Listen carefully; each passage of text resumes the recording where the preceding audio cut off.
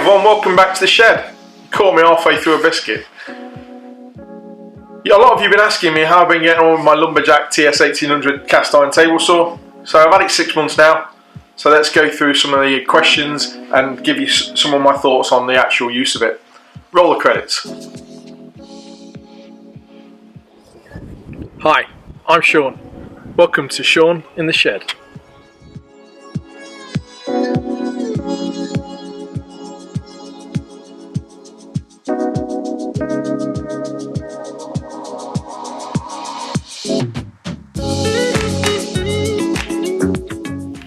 So as said in the first video, when I first unboxed this and set it up, I was blown away by the build quality. It just feels solid, and I'm not going to reiterate that because I go on and on and on in the other video of how solid it is, but it is solid. They're solid. It was solid. When I first got the saw out of the box, obviously the first thing I did was clean the cast iron bed down with some white spirit and put some machine wax on it and buffed it off. I also checked for the squareness of the actual saw bed itself. Front to back and left to right, it was perfectly square. I couldn't find any gaps where there was any slight bellowing or anything where I can put a piece of paper underneath. So it has been very impressive from what I've used so far. It's one of those investments where you think, why didn't I do it sooner? My initial first, why couldn't they do it differently, was just a simple thing, the power cable. It wasn't very long, it's probably about 2 to 3 meters maximum. I could have probably done with a little bit more to get to the edge of my workshop, but that's just the layout of my workshop. So now I need to feed an extension under a rubber seal on the bottom of on the floor to actually get to the saw itself. I keep being asked about the power because it's only an 1800 watt motor, and is it as powerful as other saws? Is it as powerful as a bigger saw? These are the questions I get asked all the time. Yes, it is. I've ran lengths of oak through it, old oak door frames. I've ran loads of CLS timber through it. I've got some walnut I've been ripping down. I don't see any difference in the actual blade, the power of the cut going through hardwood or softwood. I think it all depends on your blade and your blade choice.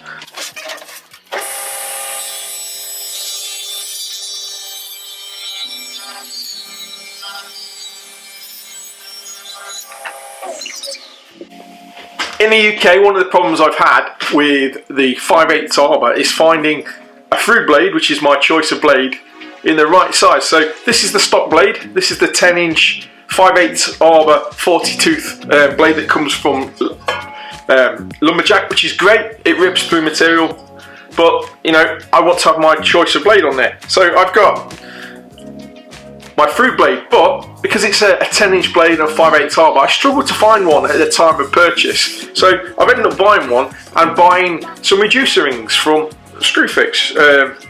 Loads of other places available, but I grabbed it with my local Screwfix.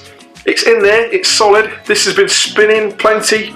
I've not had any slippage of the saw blade. I've not had any binding within material. It's been solid so far. I'm not going to use the word solid as much because I keep using it.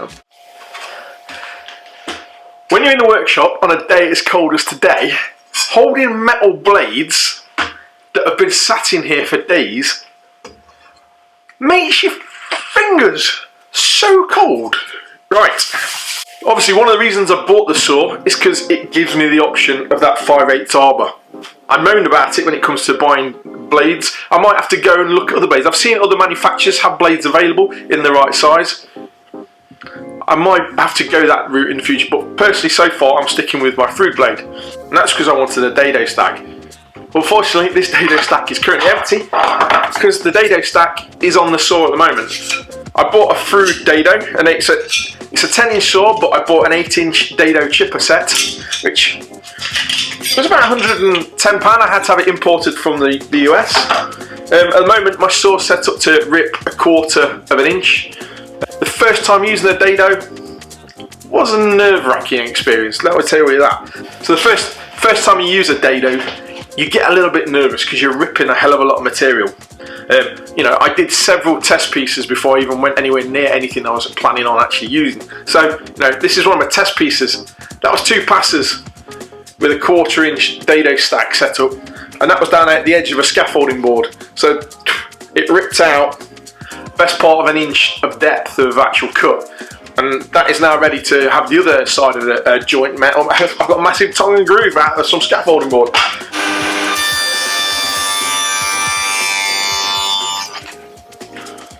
Apologies, it's cold in the workshop, so coffee is required.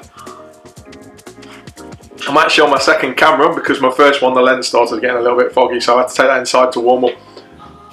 So when I first bought the saw, one of the concerns I had was how straight it was going to be. When I first set up the fence, there was only a slight adjustment required with the grub screws just to make it perfectly square to the blade. So it came straight out of the box fairly perfect.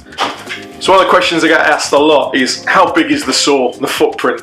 Well, it's 32 inches from front to back and 58 inches roughly with both wings attached. So it's a very wide base, but the actual, if you took the wings off, it would be a very small saw, but a very small bed. So I don't know what your personal situation is like, but to me, I was lucky enough to have a double garage where I use as my workshop. So it's the central focal point of the workshop, and I'll be putting an outfeed table on it to make it into more of a work area as well.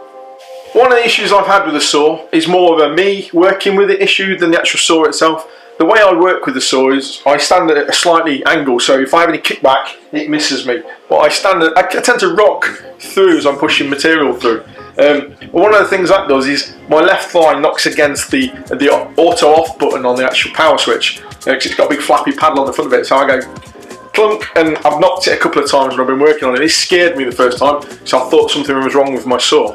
Any questions about the saw, feel free to fire them down below. I've been answering them where possible. The last 2 or 3 weeks I've not answered any questions on the old video because I was getting this one ready to be released, and I wanted to make sure I just covered everything off and left everyone to ask their questions.